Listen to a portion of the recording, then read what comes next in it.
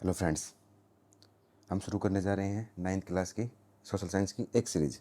बेटा इस सीरीज़ में हम जो पहला चैप्टर लेंगे वो रहेगा चैप्टर 2 रहेगा। ठीक है बेटा, ये बात ज़रूर ध्यान देना कि ये जो हम वीडियो जो अपलोड करेंगे ना, ये सारी की सारी जो नई एनसीईआरटी है उसके अकॉर्डिंग रहने वाले हैं। हम डायरेक्ट चैप्टर 2 पे डिस्कस करेंगे क्योंकि बेटा जो चैप्टर 2 है वो आपके ज़्यादा काम का है, इसमें कुछ समझने का है।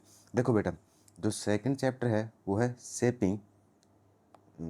Shaping of the earth surface.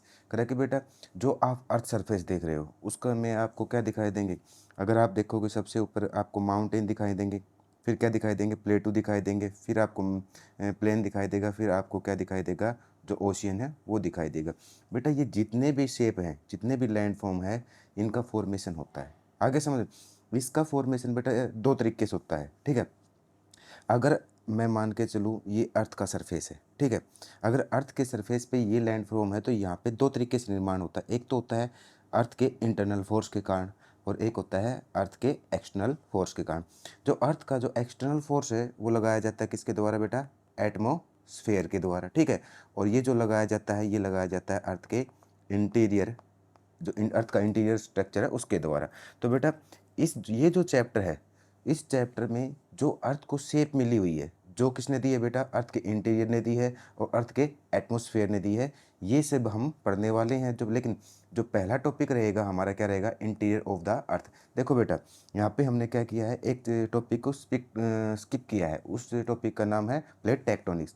क्यों स्किप किया है बेटा, उसको इसलिए स्किप किया है मैंने कि जब हम इंटीरियर ऑफ अर्थ पढ़ लेंगे ना, इसको पढ़ने के बाद वो टॉपिक हमें अच्छे से समझ में आएगा, इसलिए मैंने उसको ये नहीं कभी छोड़ दिया है।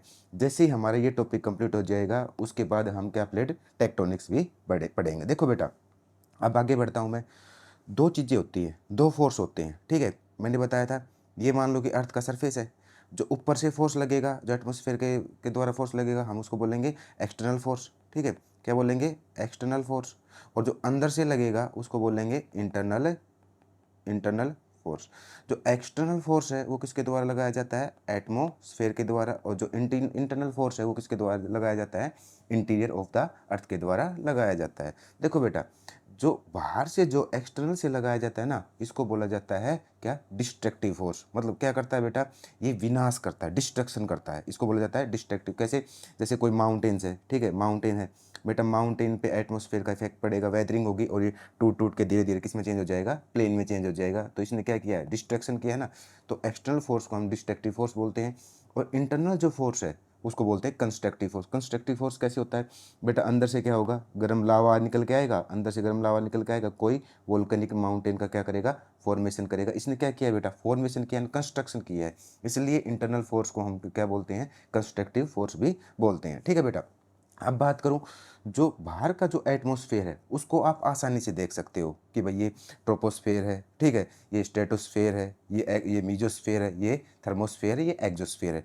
बेटा ये क्या है, आपको पता है जो हमारा एटमॉस्फेयर है वो ट्रांसपेरेंट है, ठीक है, लेकिन जो अंदर का, जो आप इंटीरियर की बात करोगे वो क्या है बेटा, वो आपको पता है अपारदर्शी है, ओपेक है। ठीक है, तो इसके कारण ये ध्यान रख लेना, जितने भी हम इंटरनल स्ट्रक्चर के बारे में जो भी स्टडी करेंगे ना, वो सिर्फ किस पे डिपेंड रहेगी, अनुमान के आधार पर रहेगी। ठीक है, कुछ ऐसे हमारे पास इसकी स्टडी करने के लिए कुछ डायरेक्ट एविडेंस हैं, ठीक है, लेकिन बेटा डायरेक्ट एविडेंस काफ़ी नहीं है, कुछ इनडायरेक्ट एविडेंस हैं, उनके आधार पे हम क्या करते हैं, इसकी स्टडी करते हैं। आगे बढ़ते हैं बेटा, कह रहे अगर मैं हेडलाइन को पढ़ूँ तो ऊपर लिखा हुआ है अनरीचेबल फ्रंटियर। कह रहे कि बेटा अगर आप जाओगे तो, अगर मैं कहता हूँ अर्थ की जो रेडियस है, अगर आप सरफेस से अगर यहाँ तक जाओगे, अगर मैं मान लो बेटा ये हमारी अर्थ है, अगर आप रेडियस तक जाओगे तो ये कह रहा है कि जो अर्थ की जो रेडियस है, जो जहाँ पे ये सेंटर है, तो ये क्या कह रहा है, 6,371 यानी कि 6,371 किलोमीटर है। ठीक है, तो कह रहा है कि बेटा यहाँ तक जाना पॉसिबल नहीं है, क्योंकि अंदर की तरफ जाते हैं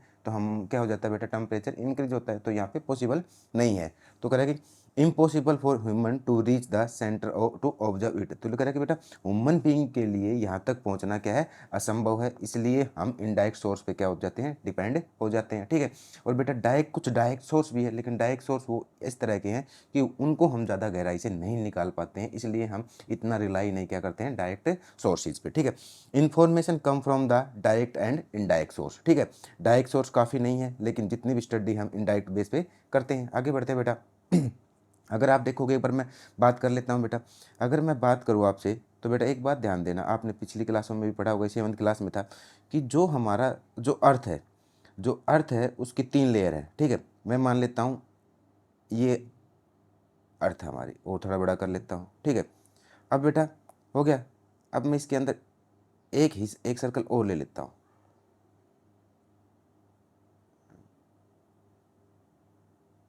एक सर्कल हमारा यहाँ से ये हो गया। ठीक है, तीसरा एक सर्कल और लेता हूँ बेटा।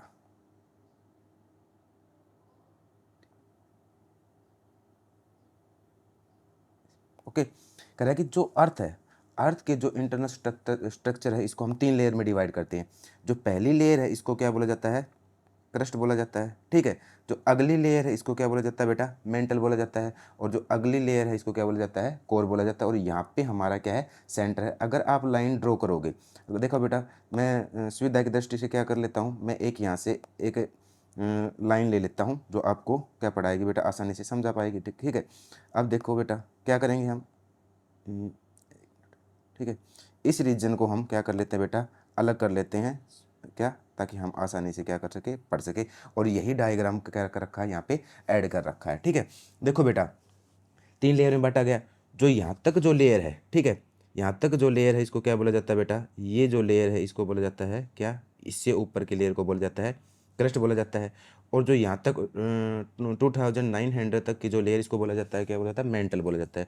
और मेंटल के बाद में जो लेयर आती है उसको क्या बोला जाता है, कोर बोला जाता है। ये कोर हो गया, ये मेंटल हो गया, ये क्या हो गया, क्रस्ट हो गया। ठीक है बेटा, जो इंटरनल स्ट्रक्चर है इसकी प्रत्येक लेयर के बारे में हम डिटेल में बात करने वाले हैं। ठीक है, अब कह रहा है बेटा आगे बढ़ते हैं कि डायरेक्ट सोर्स में हमारे पास क्या है, कि direct source of information, surface rock. हमारे पास जितने भी बेटा सरफेस रॉक है उसकी स्टडी करते हैं।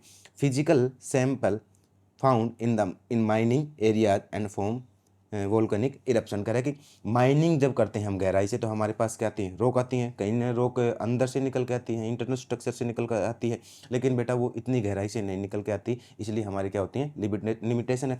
लेकिन कुछ हद तक हम क्या कर सकते हैं बेटा, जान सकते हैं कि ज़्यादा गहराई से तो नहीं, लेकिन ऊपर का जो सरफेस है वो किससे बना हुआ है, तो माइनिंग से हमें कुछ पता चलता है। और वोल्केनिक इरप्शन होता है जब बेटा, आपको पता है जब लावा निकल के आता है वो अंदर से ही निकल के आता है। ठीक है, जब उस लावे की स्टडी करते हैं तो हमें कुछ उसके बारे में पता चलता है। ठीक है, दूसरा है डीप ड्रिलिंग। बेटा जब हम गहराई में ड्रिल करते हैं, और अब तक का बेटा Kola super deep bore hole था, जो कहाँ तक बेटा, कितनी गहराई तक किया गया, 12.2 किलोमीटर तक किया गया, और जो कहाँ पे स्थित है, रशिया में। लेकिन बेटा अगर आप देखोगे, अगर मैं मान के चलूँ 6371 किलोमीटर है, उसके सामने ये क्या है, कुछ भी नहीं, एक छोटा सा नंबर है। तो हम ज़्यादा गहराई तक भी ड्रिप ड्रिलिंग के थ्रू नहीं पहुंच सकते, इसकी भी अपनी क्या है, लिमिटेशन है। वल्कोनिज्म कह रहे कि बेटा मोल्टन मटेरियल मैग्मा थोन the during the eruption provide the direct data. कह रहे कि जब लावा निकल के आता है, जब मैग्मा अर्थ के सरफेस के तौर पे, अर्थ के सरफेस पे लावे के तौर पे आता है, तो हम उसकी स्टडी करते हैं। लेकिन बेटा कह रहा है कि जो लावा निकल के आता है ना, वो किससे निकल के आता है, वो मेंटल के जो एस्थेनोस्फीयर है ना, वहाँ से निकल के आता है। लेकिन इसके नीचे तो एक लेयर और एग्जिस्ट करती है। ठीक है, तो इसलिए हम यहाँ की भी जो तीनों लेयर है उसकी भी स्टडी नहीं कर पाते हैं, किसके द्वारा बेटा, वोल्केनिज्म के द्वारा। ठीक है, अब बेटा हम जितना भी है, जितनी भी स्टडी करते हैं अर्थ के इंटरनल स्ट्रक्चर के बारे में, रिलाई करते हैं किस पे, इनडायरेक्ट सोर्स ऑफ इन्फॉर्मेशन। कह रहे कि सिस्मिक वेव, कह रहे कि बेटा जो अर्थ की जो वेव है बेटा, इसमें हम डिटेल में पढ़ने वाले हैं। ठीक है, तो इस यहाँ पे हम इसमें थोड़ा ही क्या बात, इसके बारे में बातचीत करने वाले। आगे जब आएगा जब ये टॉपिक, तो हम क्या करेंगे, डिटेल में बात करेंगे। करें the most important indirect source, कह रहा है कि वाइब्रेशन फ्रॉम अर्थक्वेक। कह रहा है कि जो वेव्स हैं, जो वाइब्रेशन करती हैं, ठीक है, उसके आधार पे हम इंटरनल स्ट्रक्चर का पता लगा पाते हैं। आज आज तक बेटा जितना भी विश्वसनीय जो थ्योरी है वो क्या है, वेव्स, ये अर्थक्वेक की है। इसी के आधार पे हम इंटरनल स्ट्रक्चर का कि भाई ये जो क्रस्ट है ये स्टेज में है, जो मेंटल है इसका ये कंपोजिशन है, कोर है उसका ये कंपोजिशन है, उस पर हम क्या करते हैं, विश्वास करते हैं। आज तक का सबसे विश्वसनीय थ्योरी यही है, ठीक है। मैग्नेटिक फील्ड, बेटा मैग्नेटिक फील्ड ये बताता है कि जो हमारा कोर है ना, जो कोर है बेटा, जो ये मैंने स्ट्रक्चर बनाया था, ठीक है, ये क्या हो गया, क्रस्ट हो गया, ये क्या हो गया, मेंटल हो गया, ये क्या हो गया, क्या हो गया, कोर हो गया, ठीक है। कि जो हमारा क्रस्ट है ना, ये जो कोर है किससे बना हुआ है, ये हैवी मेटल से बना हुआ है, ठीक है। ये मैग्नेटिक फील्ड हमें बताता है बेटा, ठीक है। तो लेकिन बेटा सिर्फ कोर के आधार पे अर्थ के इंटरनल स्ट्रक्चर को थोड़ी बता सकते हैं, ठीक है। हमें और भी लेयर उसके बारे, उसकी कंपोजिशन को भी जानना पड़ेगा, जो क्रस्ट है उसकी कंपोजिशन को भी जानना पड़ेगा। Same as it is gravitation भी है जिसके आधार पे हम इंटरनल स्ट्रक्चर के बारे में पता लगाते हैं। लेकिन बेटा ध्यान रखना, ये जितने भी बाकी जो 3 सोर्स बच गए, इसमें हम ज़्यादा विश्लेषण स्टडी नहीं कर पाते हैं, इसलिए हम क्या कर देते हैं, इनको स्किप कर देते हैं। लेकिन आज के टाइम पे सबसे विश्वसनीय क्या है, सिस्मिक वेव्स है। अर्थक्वेक की जो वेव्स होती हैं, प्राइमरी वेव्स हो गया, सेकेंडरी वेव्स हो गया, टर्सरी वेव हो गया, इस पे हम सबसे ज़्यादा विश्वास करते हैं, इसलिए हम इसी के बारे में पढ़ने वाले हैं, ठीक है बेटा। आगे बढ़ते हैं। कह रहा है कि अब प्रत्येक लेयर पे हम डिटेल में बात करने वाले हैं, लेयर्स ऑफ द अर्थ। कह रहा है द 3 कंसंट्रिक केमिकल लेयर है इसमें बेटा। कह रहा है जो पहली लेयर है वो क्या है बेटा, क्रस्ट है, जो आउटर स्किन है, ठीक है। जिस सरफेस के ऊपर हम रहते हैं उसको क्या बोलते हैं बेटा, क्रस्ट बोलते हैं, ठीक है। It is the thin and brittle outer most solid surface layer. कह रहा है कि ये क्या है बेटा, पतली है और आसानी मतलब नाजुक है, और आउटर मोस्ट लेयर है उसको हम क्या बोलते हैं, क्रस्ट बोलते हैं बेटा। ये लेयर आपको दिखाई दे रही होगी ना, इसको हम क्या बोलते हैं, इससे ऊपर का जितना भी एरिया है ना, ये जो सारा एरिया बच गया, हम इसको क्या बोलते हैं, क्रस्ट बोलते हैं, ठीक है। ओशियनिक क्रस्ट कह रहा है कि बेटा जिस पार्ट पे देखो बेटा, अगर आप हमारे अर्थ सरफेस को देखोगे तो आपको क्या दिखेगा, एक तो कॉन्टिनेंट दिखेगा जिस पे हम रहते हैं, ठीक है। भाई कॉन्टिनेंट पे माउंटेन हो सकता है, प्लेटू हो सकता है, या प्लेन हो सकता है। अगर इससे आगे जाओगे तो आपको क्या दिखाई देंगे, ओशियन दिखाई देंगे, पानी दिखाई देगा। तो इस तरह है, तो ये क्रस्ट का ही पार्ट। तो बेटा कह रहा है कि हम क्रस्ट को भी क्या करते हैं, 2 पार्ट में डिवाइड कर लेते हैं, ठीक है। ये जो इस साइड का जो हिस्सा है इसको बोलते हैं हम कॉन्टिनेंटल क्रस्ट, ठीक है, और इसको बोल देते हैं ओशियनिक क्रस्ट, ठीक है। अब बेटा एक मैंने इमेज ली है, उसको आपको दिखा देता हूँ। देखो इस इमेज में देखिए, ठीक है, डिटेल में आपको दिखाई देगा। कह रहा है कि ये जो पूरा क्रस्ट है, यहाँ से स्टार्ट होता है ये क्रस्ट, ठीक है, ये क्रस्ट, इससे ऊपर की जो लेयर है ना वो क्या कहलाती है, हमारी क्रस्ट कहलाती है। और इसी लेयर पे हम क्या करते हैं बेटा, रहते हैं, ठीक है। इसके ऊपर इसके अंदर कौन रहते हैं, एक्वेटिक एनिमल्स रहते हैं। कह रहा है कि ये जो एरिया है ना, इससे इस साइड का जो एरिया है इसको हम बोलते हैं कॉन्टिनेंटल क्रस्ट, और इस साइड का जो एरिया है, ये जो एरिया है इसको हम बोलते हैं ओशियनिक क्रस्ट। अब कह रहा है कि बेटा एक एक चीज़ें, बेटा मैं इस चैप्टर को या प्रत्येक क्लास मेरी इस प्रकार की होगी, मान लो कि आपको भविष्य में किसकी तैयारी करनी हो, कंपटीशन की, कॉम्पिटिटिव एग्जाम की तैयारी करनी हो, वो तैयारी मैं आपको आज ही करवा रहा हूँ, ठीक है। कह रहा है क्रस्ट के बारे में एक बार बात करते, ठीक है। कह रहा है बेटा the outer most layer of the अर्थ, सबसे आउटर मोस्ट लेयर है, ठीक है।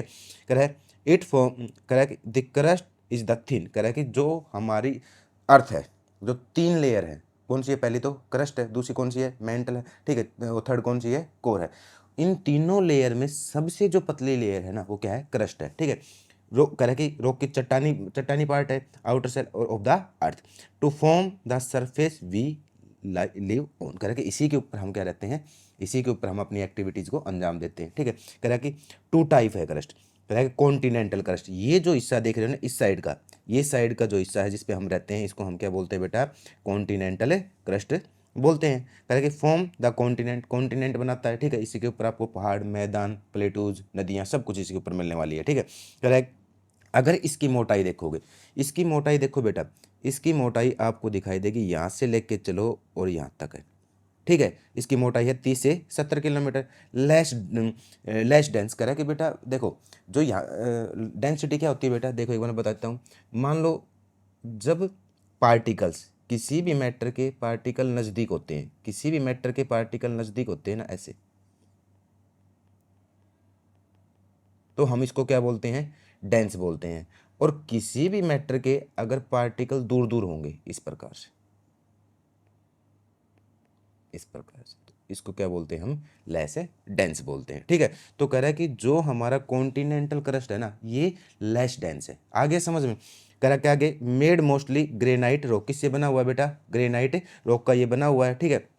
इसकी जो कंपोजिशन है, इसकी कंपोजिशन में सिलिका और एल्यूमिनियम ज़्यादा होता है, इसलिए इसका दूसरा नाम क्या हो जाता है, इसका दूसरा नाम सियाल भी हो जाता है बेटा।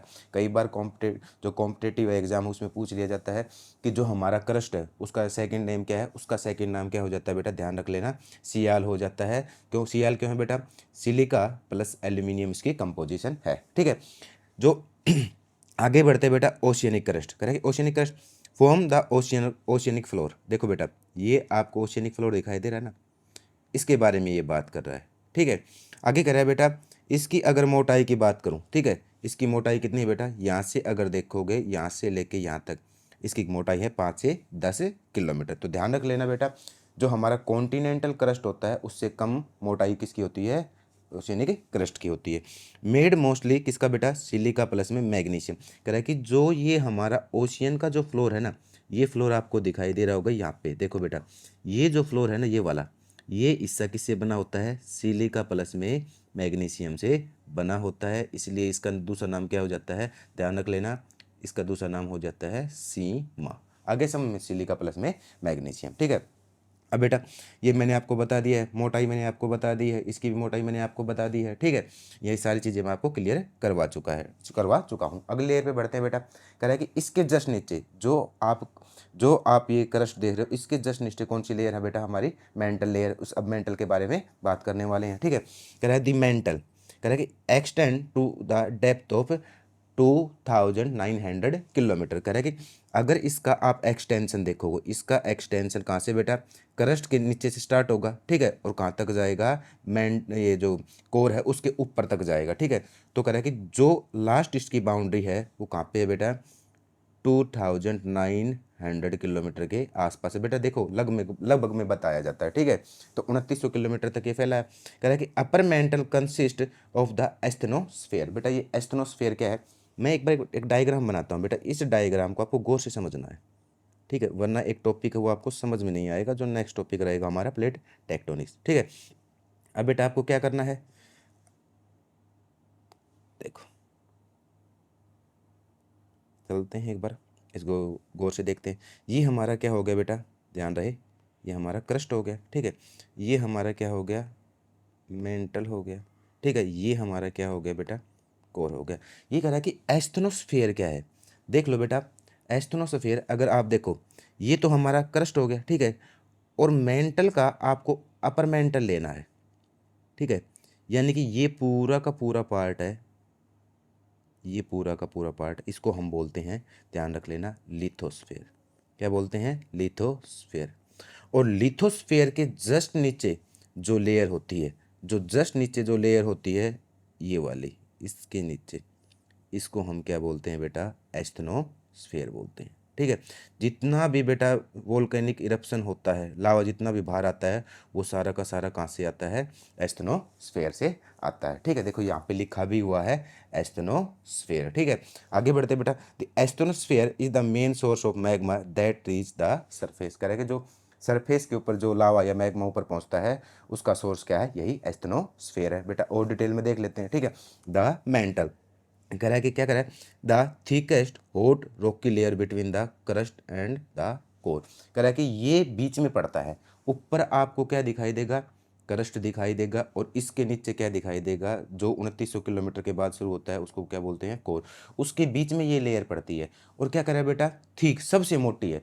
जो हमारा अर्थ का जितना भी बेटा जो भी वॉल्यूम है, उसमें सबसे ज़्यादा वॉल्यूम किसका है बेटा, ध्यान रख लेना, किसका है, ये मेंटल का रहने वाला है, ठीक है। ये लिखा हुआ है, कह रहा है कि 84% जो अर्थ हमारी, उसका 84% जो वॉल्यूम है सिर्फ किसका है, मेंटल का है, ठीक है। कह रहा है कि अपर मेंटल, कह रहा है कि जो दो पार्ट में डिवाइड है बेटा, मेंटल को भी दो पार्ट में डिवाइड किया जाता है। ये लेयर क्या करती है, मेंटल को दो पार्ट में डिवाइड करती है। एक तो हो जाता है ऊपर का अपर मेंटल, ठीक है, और नीचे का क्या हो जाता है बेटा, लोअर मेंटल हो जाता है, ठीक है। कह रहा है कि जो यहाँ से 660 किलोमीटर तक जो एरिया फैला हुआ है, 660 किलोमीटर तक जो एरिया फैला हुआ है, उसको क्या बोला जाता है, अपर मेंटल बोला जाता है। और इसके नीचे जो 660 से शुरू होगा और यहाँ तक जो एरिया आएगा, इसको क्या बोला जाएगा, लोअर। ये जो सारा का सारा हिस्सा है क्या हो जाएगा, लोअर मेंटल हो जाएगा। करें अपर मेंटल के बारे में करें, hot rigid and rock include the asthenosphere में बता चुका, a softer layer where the rock can flow slowly. कह रहा है कि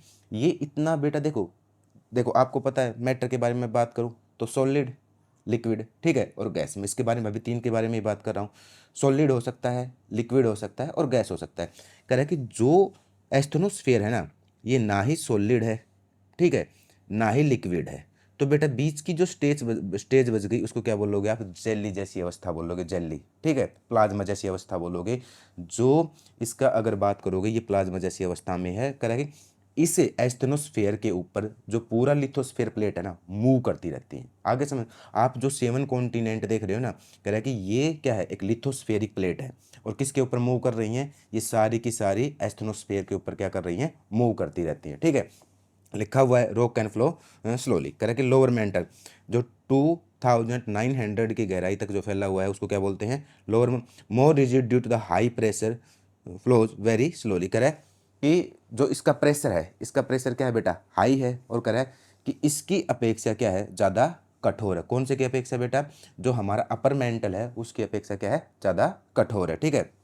आगे कह रहा है बेटा, और इसके टेम्परेचर कह रहा है कि जब अर्थ के अंदर हम जाते हैं ना तो टेम्परेचर क्या होता है बेटा? इंक्रीज होता है। इसके बारे में हम आगे क्या करने वाले हैं? बात करने वाले हैं।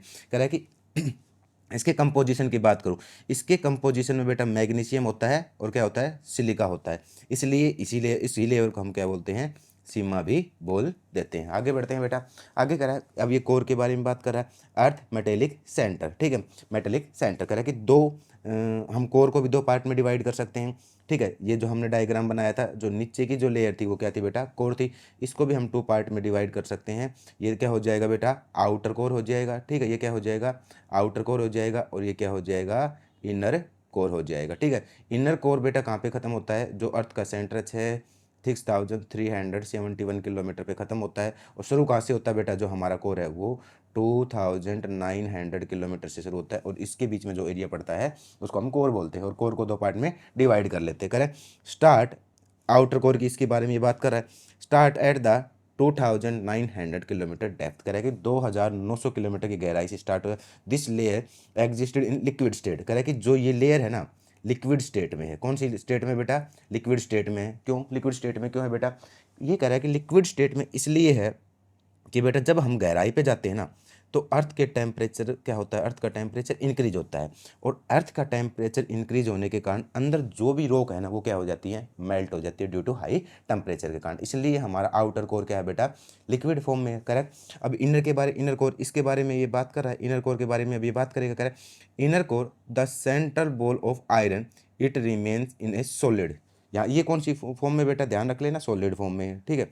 अब आपके माइंड में क्वेश्चन आ रहा होगा बेटा, मैंने अभी बोला कि अंदर की जब गहराई में जाते हैं तो टेम्परेचर क्या होता है बेटा? इंक्रीज होता है due to radioactive element के किसके कारण? डिस्ट्रक्शन के कारण।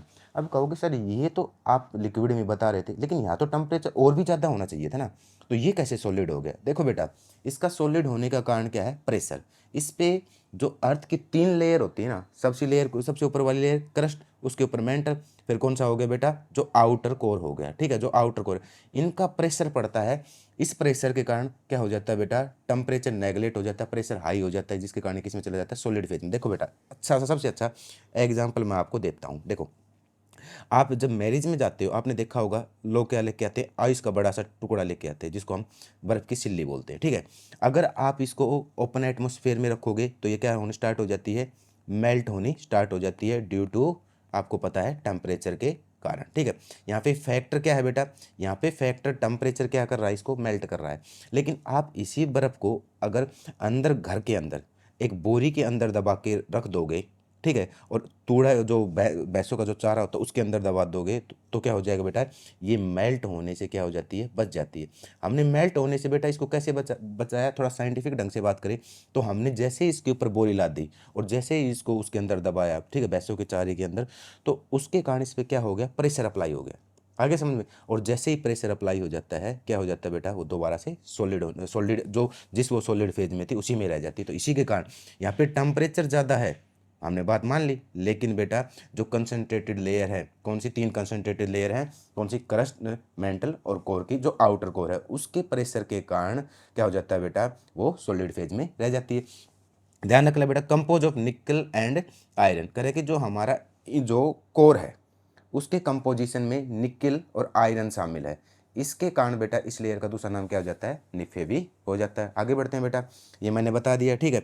ये क्या है हमारा पूरा का पूरा जो ये हिस्सा है पूरा क्या है, कोर है। ये क्या है बेटा, आउटर कोर है। ये क्या है, इनर कोर है, ठीक है। ये मैंने बता दिया, जैसा कि इस इमेज से दिख रहा है, ये क्या है, लिक्विड फॉर्म में है, और ये क्या है बेटा, सॉलिड फॉर्म में है, क्योंकि इस यहाँ पे प्रेशर क्या हो जाता है बेटा, ज़्यादा हो जाता है, और ये क्या हो जाता है बेटा, टेम्परेचर के कारण, ठीक है। आगे बढ़ते हैं, आगे करें बेटा, ये सारे के सारे लेयर को मैंने एक साथ अगर यहाँ पे करें तो इस प्रकार की इमेज मैंने आपको लगाई है, ठीक है।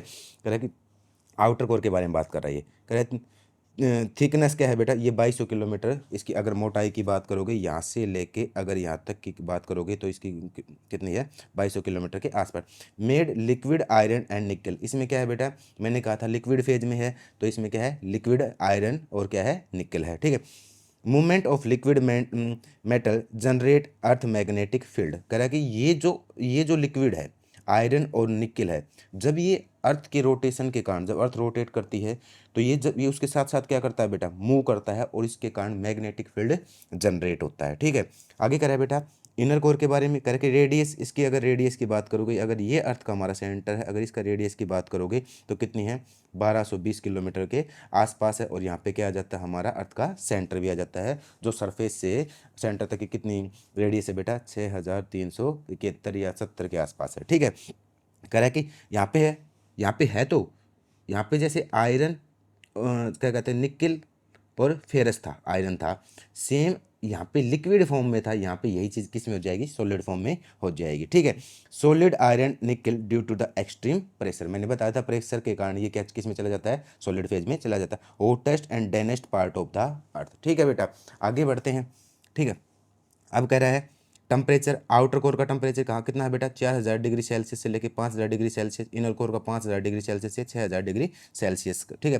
Pressure extremely high increase with the depth, कह रहा है कि प्रेशर ज़्यादातर क्या रहता है, हाई रहता है, और ये इंक्रीज होता रहता है जैसे हम गहराई में जाते हैं, ठीक है। State outer core is liquid and inner core is solid. Density की बात करें तो बेटा ये जो इसकी डेंसिटी, इसमें देखो प्रेशर के कारण, आप बेटा देखो किसी चीज़ पे प्रेशर डालोगे तो उसके पार्टिकल एक दूसरे के बिल्कुल नज़दीक आ जाएंगे, ठीक है। तो यहाँ पे तो 3 लेयर का बेटा प्रेशर है ना, क्रस्ट का हो गया, मेंटल का हो गया, और आउटर आउटर कोर का हो गया, तो यहाँ पे प्रेशर ज़्यादा होगा, तो यहाँ के पार्टिकल क्या हो जाएंगे, बिल्कुल डेंस हो जाएंगे, तो इसे लिखा हुआ है very dense heavier than any other layer, ठीक है। और बेटा ये जो जब मूव करता है लिक्विड जो कोर है उसका, जब मैटर जो निकल और फेरस से मूव करता है तो मैग्नेटिक फील्ड क्या होता है, जनरेट होता है, ठीक है। आगे बढ़ते हैं बेटा, कह रहा है कि ancient Indian text mention object like the shooting star falling on the earth, जो बेटा वो शूटिंग स्टार जिसको आप टूटते हुए तारे बोलते हो, ठीक है, जब वो अर्थ के ऊपर गिरते हैं।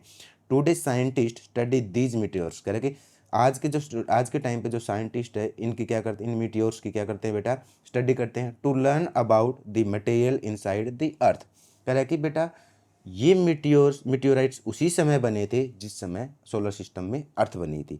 जब ये अर्थ के ऊपर ये मीटियोर्स के तौर पे आके गिरते हैं तो साइंटिस्ट क्या करते हैं, इनकी स्टडी करते हैं, और अर्थ क्या बेटा जो इंटरनल स्ट्रक्चर है उसका पता लगाने की कोशिश करते हैं। देखो as they are similar to what is the found deep within our planet, इनके अंदर वैसा ही कुछ मैटर पाया जाता है जो हमारे अर्थ के प्लेनेट के अंदर पाया जाता है, ठीक है। ये तीनों जो लेयर हैं, ठीक है, तीनों लेयर को मैंने इस डायग्राम में शामिल कर दिया, इस पोस्टर में शामिल कर दिया, इसको आप आसानी से पढ़ सकते हैं। एक बार मैं इसको रीड करवा देता हूँ, ठीक है बेटा। कह रहा है क्रस्ट बता दिया, पहली लेयर क्या है, क्रस्ट है, उसके बाद तीसरी लेयर क्या है, दूसरी लेयर क्या है, मेंटल है, और बेटा कोर को यहाँ पे क्या कर दिया, 2 पार्ट में डिवाइड कर दिया, आउटर कोर और इनर कोर है, ठीक है। आउटर मोस्ट एंड थिनेस्ट करें सबसे भारी, ठीक है, सबसे भारी और सबसे पतली लेयर रहने वाली है, ठीक है। थिकनेस क्या है, 5 से 70 किलोमीटर तक है। मेड अप सॉलिड रॉक से ये बनी हुई है। डिवाइडेड 2 पार्ट में डिवाइड किया जाता है, कॉन्टिनेंटल क्रस्ट और ओशियनिक क्रस्ट में डिवाइड किया जाता है, ठीक है। It form the land mass and the ocean floor, कह रहा है कि इसके अंदर क्या क्या शामिल है बेटा, इसके अंदर इस लेयर में वो शामिल है, वो जगह जिस पे हम रहते हैं कॉन्टिनेंट बोलते हो, और वो भी जगह शामिल है जिसके ऊपर ओशियन है, उसको क्या बोलते हो आप, ओशियन फ्लोर बोलते हो, ठीक है।